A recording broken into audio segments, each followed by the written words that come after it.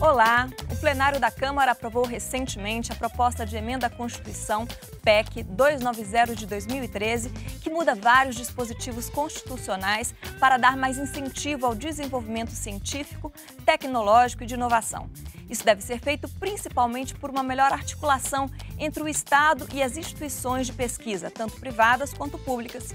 Um dos principais objetivos é dar prioridade à área de inovação, já que hoje somente a pesquisa científica básica recebe tratamento prioritário do Estado. Eu sou Malena Reban e para falar conosco sobre este tema, nós recebemos aqui no Brasil em Debate de hoje o deputado Isalci, do PSDB do Distrito Federal, que foi relator da PEC, e o deputado Ariosto Holanda, do PROS do Ceará, um dos autores do projeto inicial do Código Nacional de Ciência, Tecnologia e Inovação. Olá, deputados, muito obrigada pela participação dos dois aqui no programa. Agradeço muito, principalmente pelo conhecimento que os dois trarão. Os dois foram secretários de Ciência e Tecnologia, né, cada um do seu estado, no Ceará, no caso o senhor do Distrito Federal. Eu queria começar colocando uma questão para o deputado Isalci sobre a inovação. A PEC ela foi muito elogiada, é um tema muito importante, eu acho que a sociedade às vezes não entende, nós estávamos falando isso no início do programa. Por que essa área de inovação ela é tão prioritária? Bem, em primeiro lugar, a Constituição não trata da questão da inovação. Então, nós introduzimos na Constituição, fizemos uma mudança do capítulo todo de Ciência e Tecnologia, introduzindo a inovação na Constituição. E com isso, o principal foi mesmo a flexibilização dessa ligação entre a empresa, o setor acadêmico, a universidade e o governo. Não se faz ciência e tecnologia sem esse tripé. E a Constituição, então, permite essa flexibilização, onde as empresas, e você só faz inovação nas empresas, você não faz inovação na universidade, você faz inovação na empresa. Então, o que você chama de inovação? É isso que eu quero explicar. São mudanças de produtos, de processos, né?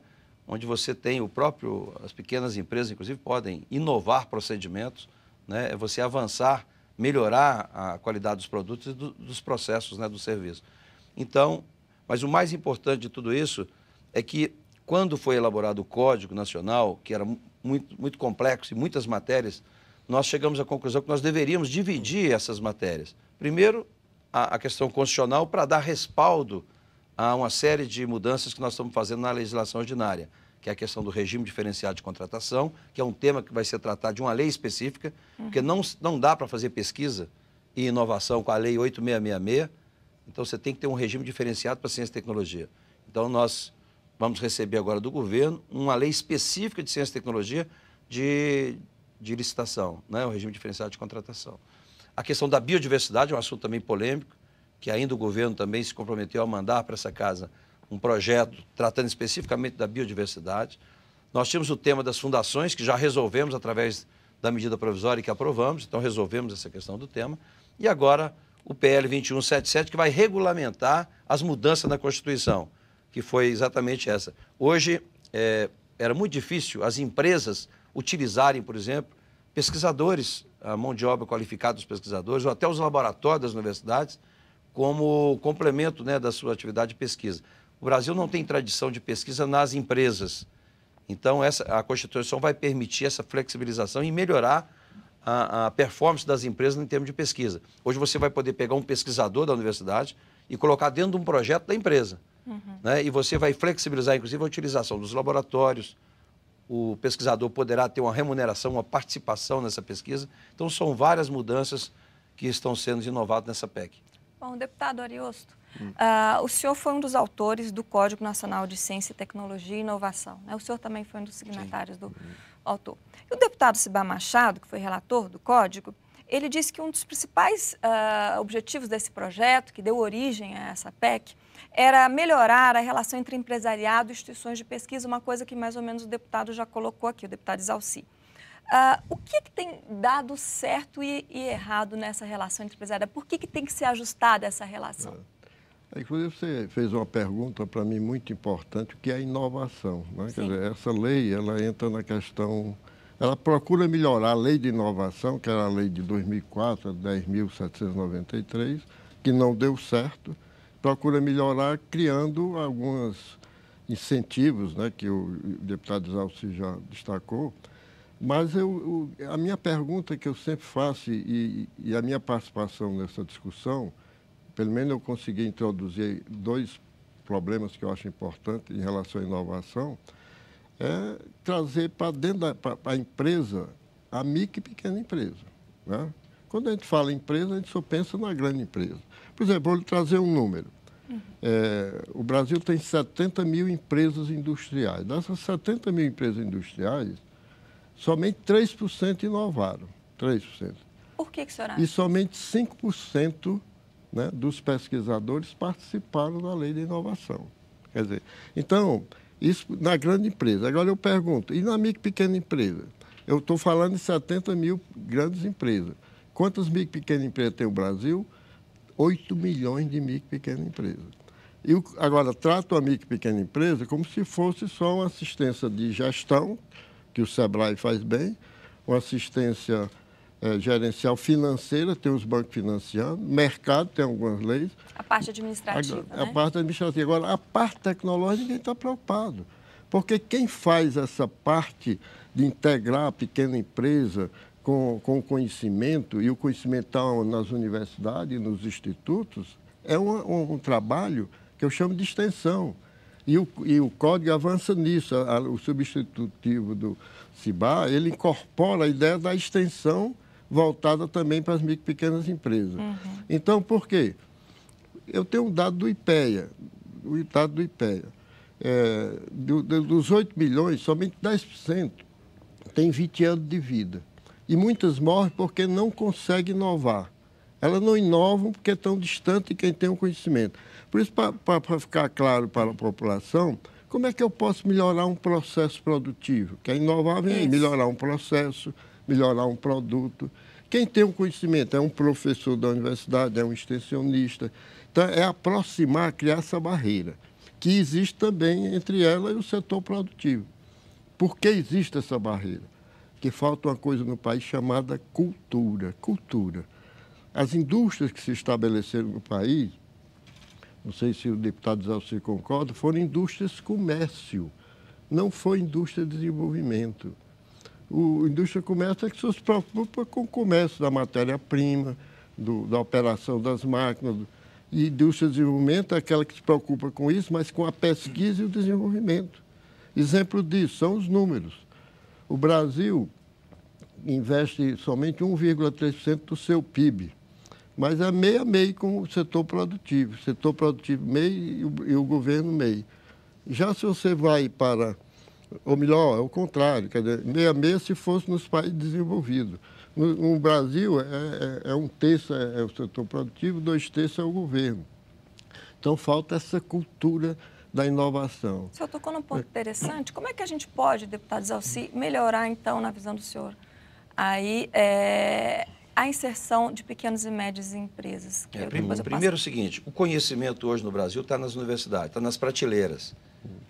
Essa PEC e a Lei 2177 vai permitir que você tire das prateleiras este conhecimento e coloque nas empresas. Como? Porque através exatamente desse conhecimento que têm os pesquisadores, os cientistas, que vão levar esse conhecimento para dentro da empresa. Então, por exemplo, hoje você tem jovens, né, que trabalham com soluções tecnológicas, que têm as ideias maravilhosas, tem um monte de soluções tecnológicas, mas não tem recurso, não sabe como fazer isso. Hoje, o empresário, o pequeno empresário que está começando, ele perde 80% da sua energia com a parte burocrática, né? E gasta 20% da energia na atividade fim. Então, esse processo que nós desenvolvemos através da PEC e também da 2177 vai diminuir essa burocracia, vai incentivar. Nós teremos condições do governo lançar, não só o governo federal, mas o governo estadual, municipal, de definir parte da sua receita para incentivo às pesquisas, e como você disse muito bem, não é mais somente a pesquisa básica, é toda a pesquisa em si, né? Nós prestigiamos na PEC a questão dos inventores independentes, que hoje praticamente tinha muita dificuldade de desenvolver seu invento. Mais da metade das patentes brasileiras. Metade das patentes do Brasil hoje são dos inventores independentes. E que hoje, se quisessem buscar recurso financeiro, não tinha.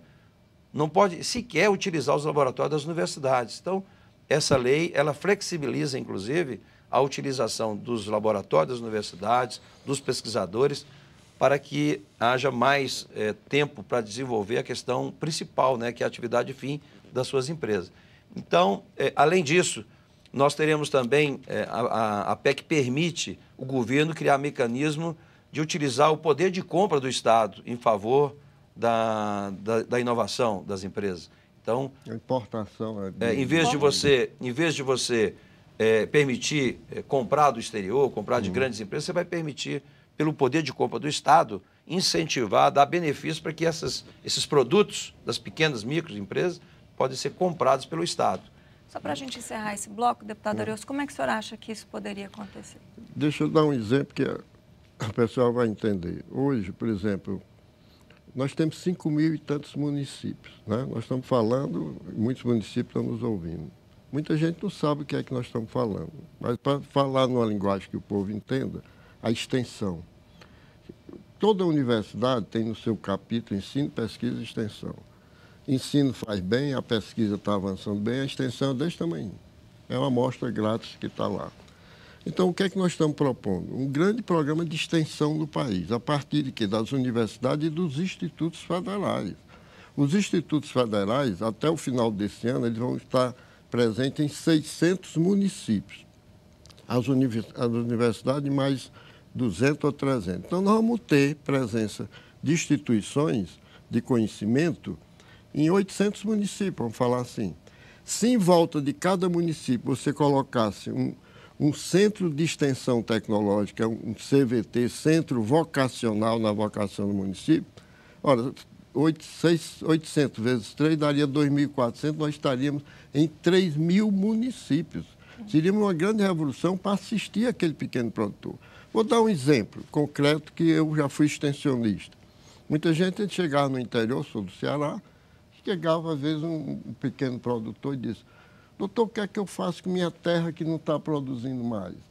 Então, quando você faz corretivo de solo, faz exame de solo e aplica conhecimento, você está inovando, não está? Você está dando conhecimento para que ele melhore a sua produção. E por aí vai. Então, a Embrapa tem um acervo de conhecimento que só está favorecendo o grande negócio. Muito bem, favorece. Mas e o pequeno que está procurando melhorar? Então, eu defendo muito essa linha da extensão, porque é ela que chega lá ao pequeno. É a extensão que combate os dois analfabetismos que nós temos hoje no país. O analfabetismo funcional, de trabalhadores que estão fora do mercado, que não têm conhecimento, e o tecnológico das micro e pequenas empresas, que não conseguem inovar. Bom, deputados, agora a gente tem que seguir por um breve intervalo, depois a gente retoma o assunto rapidinho. O Brasil em Debate vai fazer um rápido intervalo e volta já já. O tema de hoje é a inovação tecnológica. Não saia daí.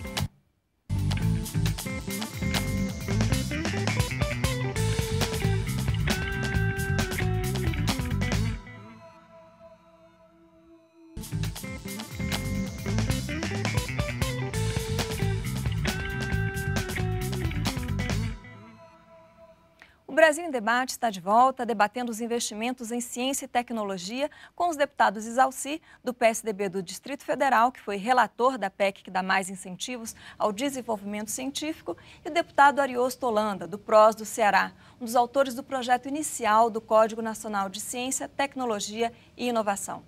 Deputados, retomando aqui o debate do primeiro bloco, nós resumimos mais ou menos o que era inovação, começamos a dar detalhes. A grande questão que está por trás e que é incentivada pela PEC é essa melhor articulação entre Estado e iniciativa privada, né? Porque a gente imagina, então, que tem uma lacuna muito grande entre essas duas coisas, a impressão que se tem quando a sociedade olha.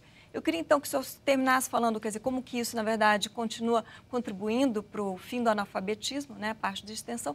E eu queria, em seguida, passar a palavra para o deputado Isalci para nos falar sobre essa lacuna. Porque quando eu falo, por exemplo, que falta cultura, é porque o problema dentro do código é importante, até o autor mesmo é o deputado Bruno Araújo, né, e nós somos assinantes, né? Eu faço na questão, quando eu foco na questão da extensão, é porque todo mundo fala como se fosse inovação só na grande e pequena empresa, ou só na grande empresa. Uhum. E aí eu vi, e como é que fica o pequeno? Então, quando a gente foca no pequeno, é como é que nós vamos transferir aquele conhecimento para o pequeno. E o caminho que eu estou enxergando é da extensão e dos centros tecnológicos. Mas que não acontecia até hoje. Mas tem um problema que é mais preocupante que tudo isso. É um problema estrutural sério. Porque todo mundo diz que a educação, ciência e tecnologia é importante, mas os recursos não estão muito claros, né? Aí eu entro na questão, porque a ciência e tecnologia começa com o ensino fundamental, Hoje nós não temos professor de matemática, de física, de química, biologia. Isso é um problema sério. É tanto que quando nós escrevemos esse livro, que eu queria até aproveitar, depois vou lhe dar esse exemplar, aos jovens, o desafio da ciência no século XXI, que a ciência do século XXI, nós vamos tratar, sabe de quê? De biotecnologia, de nanotecnologia, de química fina, de engenharia genética, de novos materiais. São coisas novas do século XXI. Como é que nós vamos chegar a isso se nós temos uma base de ensino fundamental que não tem os professores de matemática, física, química e biologia? Esse é um lado da questão. O outro lado, que também o Código avança nisso, é sobre as desigualdades regionais. Hoje, os desequilíbrios regionais, eles se dão não pela riqueza, mas pela concentração do conhecimento. O que o senhor acha dessa questão regional e como resolver esse problema do ponto de vista de investimento? Na prática, a PEC tem esse objetivo também, e o Código, de criar o sistema nacional, né, exatamente para diminuir as desigualdades regionais, que está muito claro hoje no texto. Então, a gente está consolidando. Tanto é que, há pouco tempo, eu, quando fui secretário, por exemplo, nós aprovamos uma carta em Salvador, onde, por exemplo, a cada R$1 investido pelo Estado, no Nordeste, o governo federal investia 5 para 1.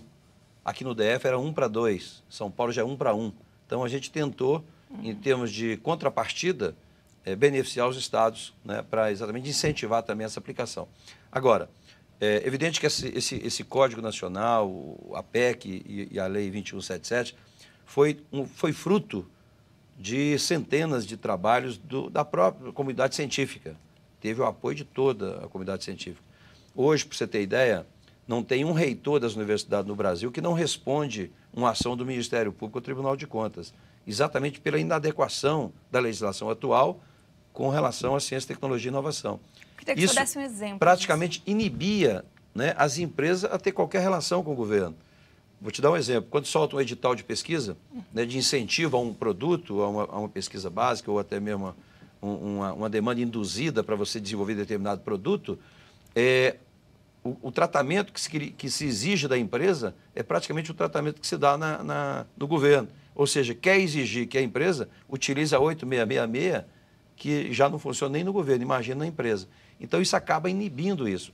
Então, a Constituição, a PEC, ela possibilita essa flexibilização, ela vai tratar, dar respaldo para a criação da lei do regime diferenciado de contratação para simplificar o processo, né? Porque hoje, praticamente, as empresas se recusam a entrar em qualquer parceria com o governo em função da legislação, né? O que ela perde? Qual é a grande dificuldade? Então, por exemplo, se for usar a 8666, é impossível fazer inovação com a 8666, né? Onde você tem uma burocracia muito grande, você, às vezes, privilegia a questão do custo, do preço, em detrimento da qualidade, né? Tem muitos produtos que são excelente qualidade, mas o preço é mais caro, evidentemente.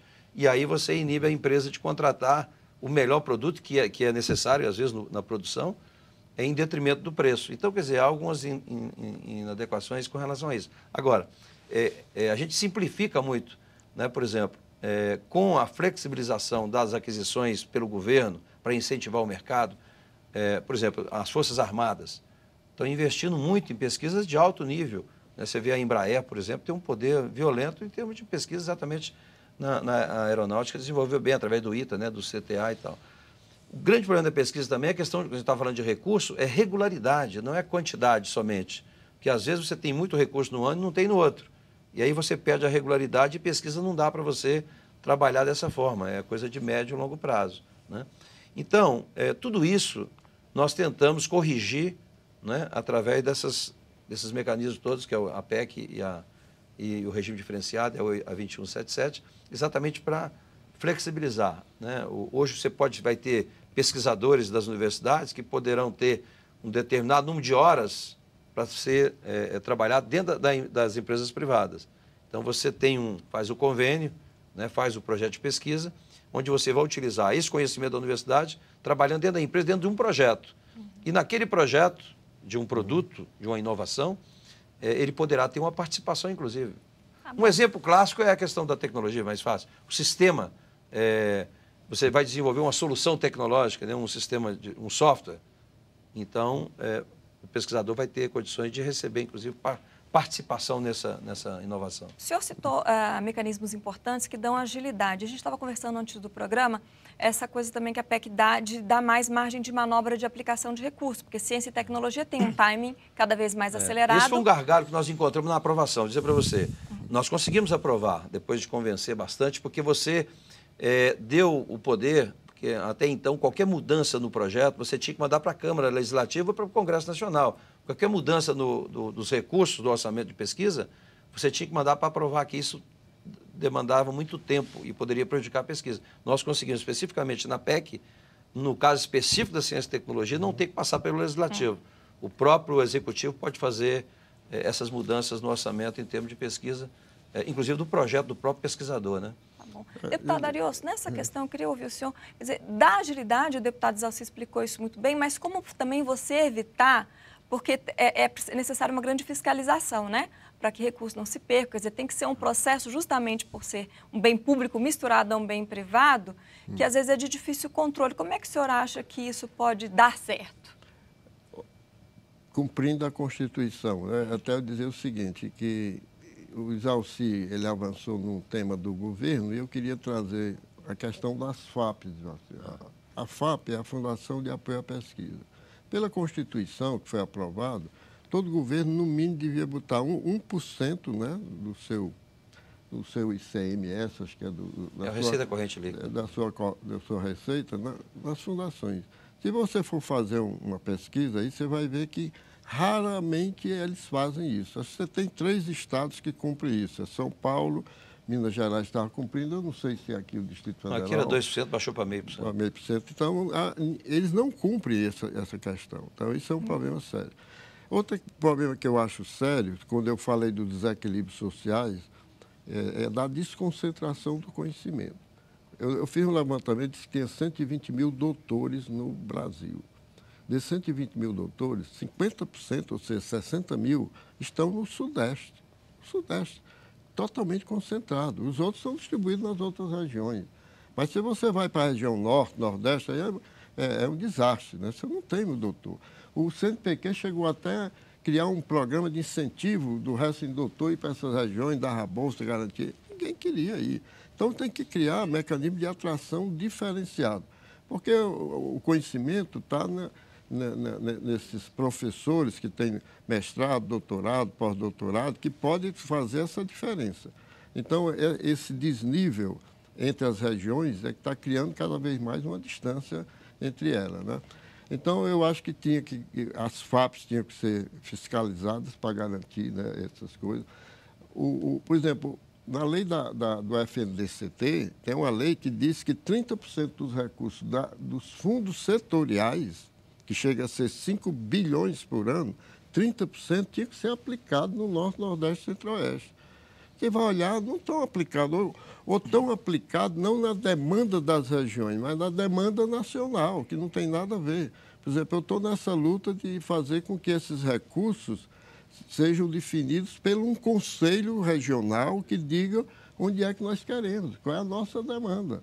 Porque não é nada, mas isso aí é 1,5 bilhão, né, para essas regiões. Então, ou a gente tenta criar tratamentos diferenciados, ou então nós vamos ter cada vez desequilíbrio. Por exemplo, assim, a Embrapi, né? A Embrapi foi criada como, assim, eu me lembro pelo Mercadante, ele teve assim como base, como referência a Embrapa, que é da agricultura, que tem um belíssimo trabalho, mas tem muitos anos, e a Embrapi da indústria. Está totalmente concentrada no Sudeste. Então, a gente cria esses tratamentos diferenciados para ver se a gente consegue, né, avançar. Mas eu volto à questão cultural, Zalci.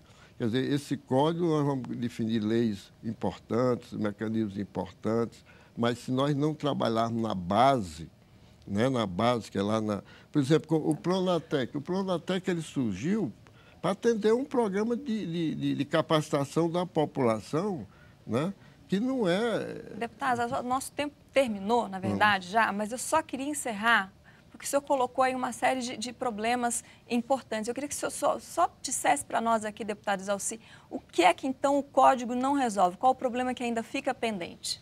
Não, falta ainda o governo encaminhar para casa aqueles projetos que foram acordados, ou seja, um projeto específico da biodiversidade, que o Brasil é rico nisso e nós temos que ter uma legislação própria para isso.